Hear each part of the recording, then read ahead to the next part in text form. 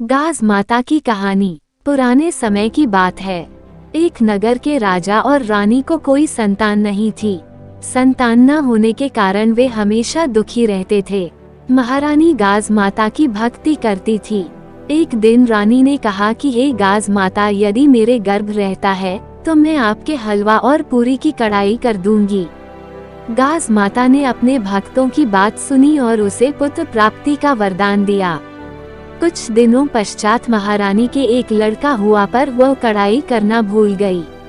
इससे गाज माता रुष्ट हो गई और गाज माता ने सोचा कि महारानी तो मुझे भूल गई है। और एक दिन रानी का लड़का पालने में सोया हुआ था। तब एक भयंकर गरजती हुई बादली आई और महारानी के लड़के को उठाकर अपने साथ ले गई। बादली ने लड़के को जंगल में छोड़ दिया। उस तरफ से एक भील और भीलनी जंगल से गुजर रहे थे तो उन्होंने पालने में एक छोटे बालक को सोते हुए देखा। भील और भीलनी के भी कोई बच्चा नहीं था, इसलिए वह बच्चे को देखकर अत्यंत प्रसन्न हो गए और उसे अपने साथ ले गए। उसी नगर में एक धोबी रहता था जो राजा के भी कपड़े धोता था और भील के भी कपड़े धोता था।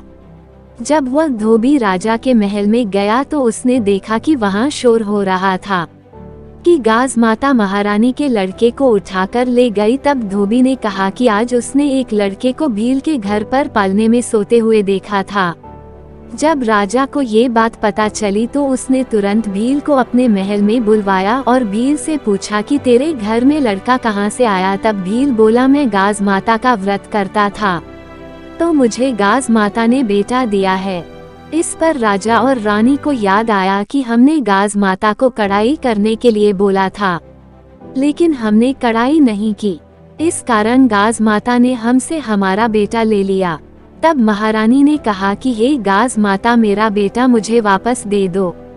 मैंने जितनी कढ़ाई के लिए कहा था उससे दुगनी कढ़ाई करूंगी। और गाजा माता का खूब धूमधाम से उज्जमन किया। तब गाज माता ने प्रसन्न होकर उनका लड़का वापस ला दिया। भील और भीलनी के यहाँ भी बहुत धन दौलत और एक सुंदर से पुत्र रत्न की प्राप्ति हुई। तब सारे शहर में महाराज ने ढिंढोरा पिटवा दिया कि जब भी लड़का या शादी हो तो गाज माता का उज्जमन करें। गाज माता ने जैसे रानी को लड़का दिया, भील भीलनी को धन और पुत्र दिया, वैसे ही सबको देना। गाज माता की कहानी कहने वाले को, गाज माता की कहानी सुनने वाले को, हामी भरने वाले को और पूरे परिवार के सबके दुख दूर करना। हम आशा करते हैं कि आपको गाज माता की कहानी, गाज माता की कथा पसंद आई होगी। धन्यवाद।